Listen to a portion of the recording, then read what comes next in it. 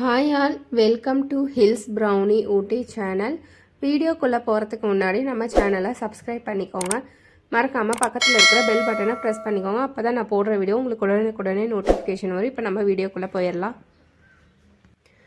தக்காளியில் சட்னி பண்ண போகிறோம். அதுக்கு பார்த்தீங்கன்னா தக்காளி ஒரு 5-6 தக்காளி நல்லா பழுத்த தக்காளியை எடுத்து நல்லா இந்த மாதிரி நீல வாக்கில் இருக்கிற மாதிரி கட் பண்ணி வச்சிருக்கேன். நம்ம தக்காளி சட்னிக்கு நம்ம பொடி பொடியாக கட் பண்ணுறதை விட இந்த மாதிரி நீல வாக்கில் கட் பண்ணி போடுறப்போ நம்மளுக்கு தக்காளி சட்னி நம்மளுக்கு டேஸ்ட்டு நல்லாயிருக்கும்.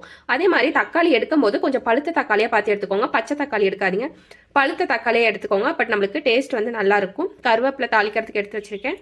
பச்சை மிளகா ஒரு 5 மிளகா இந்த மாதிரி கீறி வச்சிருக்கேன். நான் இந்த தக்காளி சட்னிக்கு பார்த்தீங்கன்னா வெறும் பச்சை மிளகா மட்டும் தான் சேர்த்துக்க போகிறேன்.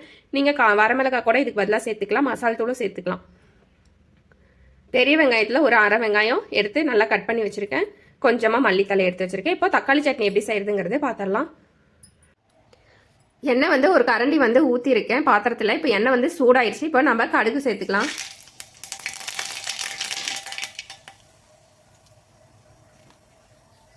கடுகு பொரிஞ்சிருச்சு. கருவேப்பிலை சேர்த்துக்கலாம்.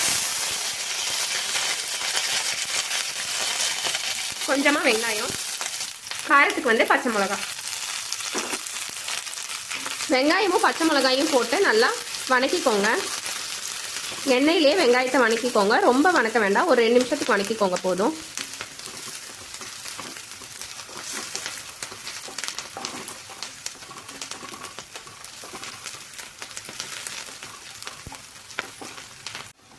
வெங்காயம் பார்த்தீங்கன்னா நல்லா வணங்கிடுச்சு. தக்காளி சேர்த்துக்கலாம்.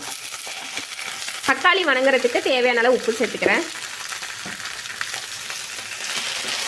தக்காளி போட்டு நல்லா கலந்து விட்டுக்கோங்க. ஒரு 2 நிமிஷத்துலேயே நம்மளுக்கு தக்காளி வணங்கிரும். தக்காளி வணங்குறதுக்கு நம்மளுக்கு ரொம்ப நேரம்லாம் ஆகாது. உங்ககிட்ட வீட்டில் காய்கறி எல்லாம் எதுவுமே இல்லாதப்போ தக்காளி மட்டும் இருந்தால் போதும். இந்த சட்னி நீங்கள் ஈஸியாக பண்ணிடலாம்.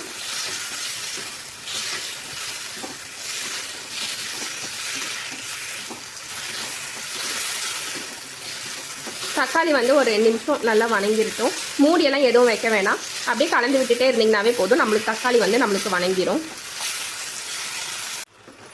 தக்காளி பார்த்தீங்கன்னா ஒரு 2 நிமிஷத்துலேயே நல்லா குழஞ்சிருச்சு. நம்ம பழுத்த தக்காளியாக எடுத்து நம்ம சட்னி செய்கிறப்போ தக்காளி நம்மளுக்கு ஈஸியாக வணங்கிரும். ரொம்ப நேரம் ஆகாது.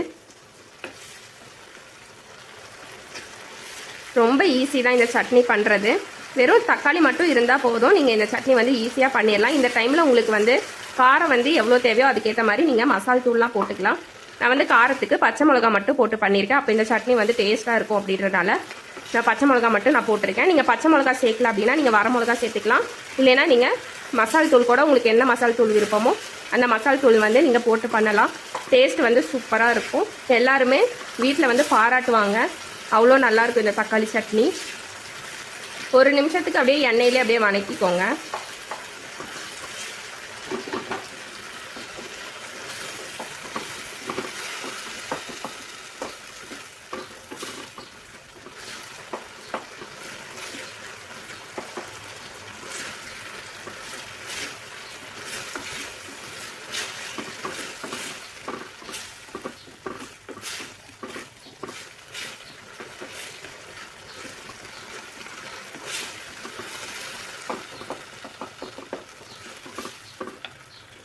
இறக்க போகிறதுக்கு முன்னாடி கொஞ்சமாக மல்லித்தலை தூவிக்கிறேன்.